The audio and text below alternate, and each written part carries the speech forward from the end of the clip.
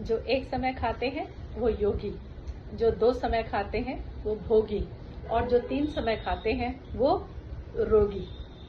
ये मैं नहीं कह रही हूँ, ये आयुर्वेद कहता है। आयुर्वेद ये कहता है कि कम से कम खाने वाला इंसान कभी बीमार नहीं पड़ता।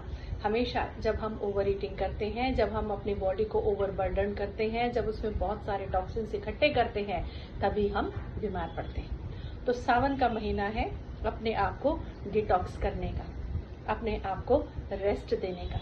इसीलिए सात्विक भोजन के लिए कहा जाता है, इसीलिए फास्टिंग करने के लिए कहा जाता है। आप अनियन, गार्लिक, नॉनवेज चीजें ना खाएं क्योंकि वो बहुत हैवी हो जाते हैं और आप उसको नहीं पचा पाते हैं।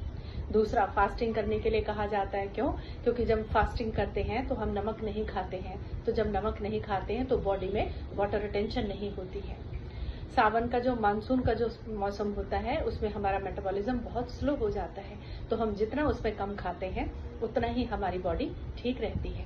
बॉडी को जब हम फास्ट करते हैं तो डिटॉक्स होने का मौका मिलता है, तो हम अपनी बॉडी के टॉक्सिन्स को निकालने के लिए फास्टिंग करते हैं ताकि हमारा मेटाबॉलिक सिस्टम जो है वो स्पीड अप हुए, क्योंकि स्लो डाउन होता चला जाता है। मानसून के सीजन में मेटाबॉलिक सिस्टम स्लो होता चला जाता है, हमें उसे फास्ट करना है। सो अपने सिस्टम को ओवरबर्डन ना करें।